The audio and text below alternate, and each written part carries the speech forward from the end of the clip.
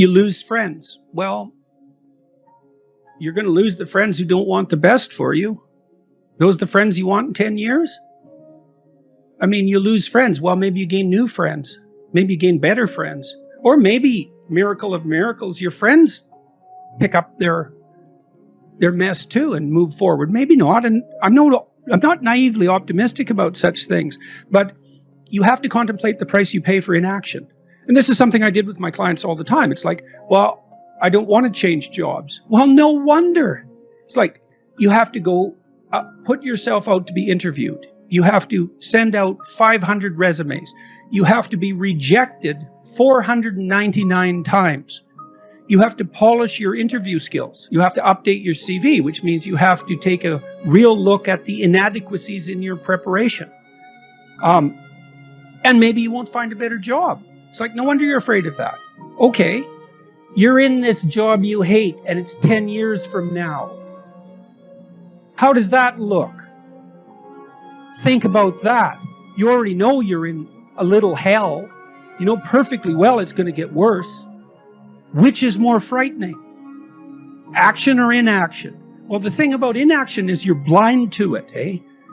So you can hide from it. Well, that's chapter 3 again. Do not hide things in the fog. Do not make the assumption that inaction has no price. And so then you think, I'm terrified of this, but I'm even more terrified of that. And, you know, people have asked me, for example, I suppose why I was willing or am willing to engage in the troublesome process of objecting when I think something isn't going well. Well, it certainly doesn't hurt to be in good physical condition, so we can walk through it. Stop drinking too much. How do you know if you're drinking too much? You regret what you do when you're drinking. It's interfering with other important goals. It's causing you financial distress. It's getting you in trouble with your friends or your family. It's getting you in trouble with the police. Okay, so stop abusing substances if you can, right? If you see that they're hurting you. And alcohol is particularly pernicious in that regard. So, physical health. Are you in decent shape? Are you strong and coordinated? And if you're not, well, you'd be better if you were. You'd feel better. You'd be more effective. You'd live longer. You'd be less sick. And you really see that mount up. Like if someone's been in shape once in their life, they age way better. And it's also a really good way of maintaining your cognitive ability. Like, you know, you hear about those exercises that you can do online to make you smarter and keep your cognitive ability intact. Yep. Those don't work. There's no evidence that they work. People keep saying that they make you smarter or they maintain your cognitive function.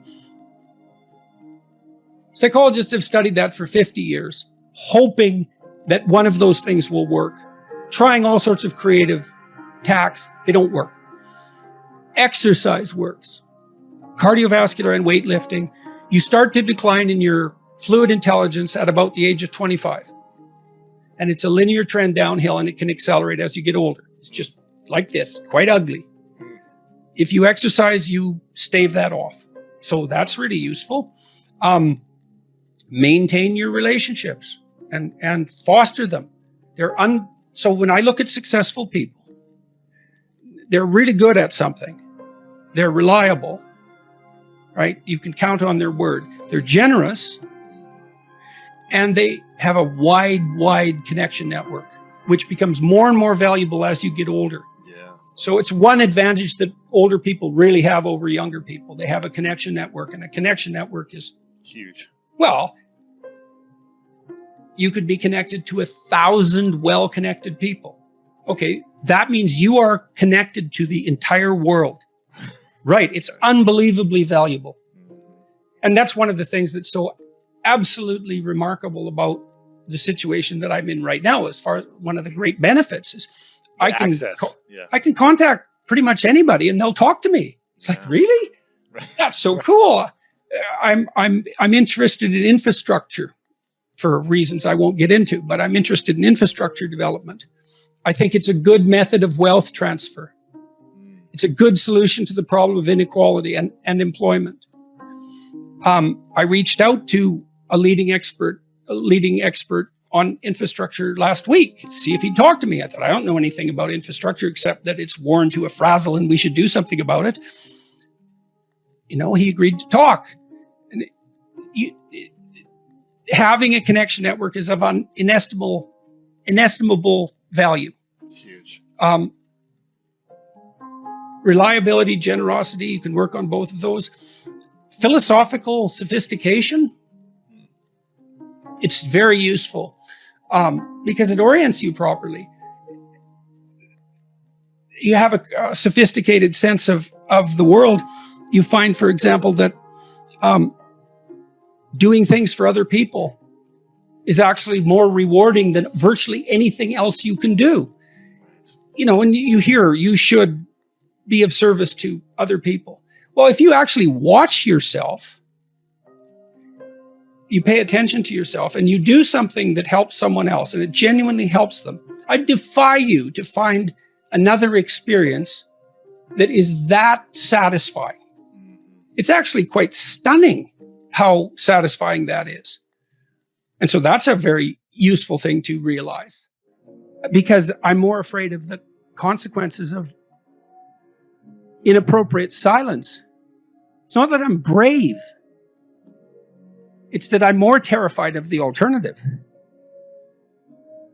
So I don't engage in the alternative. And I don't know, maybe I have a knack for that to some degree. Maybe it's a consequence of clinical training, but I can walk into people's houses and look around and I think, okay, there's something up here.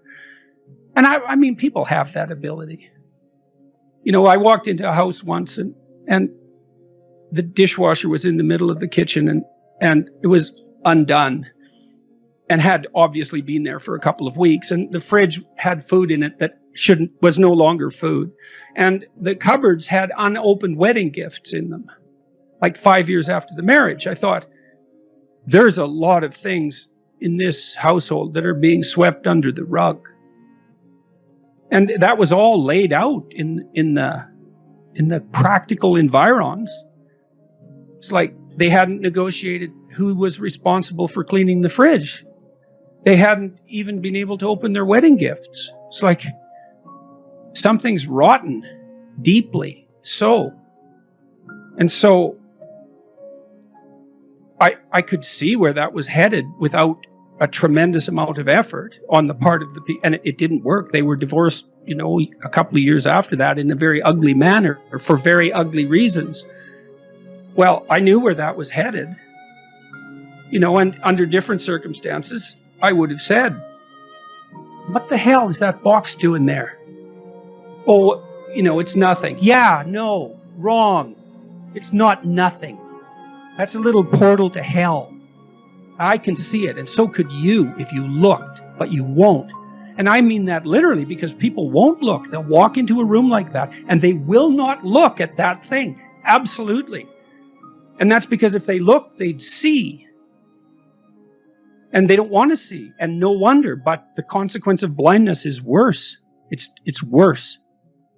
I mean, I have this, my family would like some peace because I seem to be embroiled in one thing after another. And, they have a point, but peace is very hard to obtain. And I can't be blind to what I see in the broader world around me. Not if I see it. If I see it, it's like, there it is. I'm going to say something. Well, I would say by reminding yourself that life is short, that'll add a sense of urgency. By noticing, I calculated, I don't know, when my parents were in their 70s, 60s perhaps, I usually saw them about once every 2 years. We communicate a lot more than that, but we live a long ways apart. So I calculated, well, my dad's probably going to live till his mid-80s or late, somewhere in there. And he's 70, let's say. I'm going to see him 40 more times.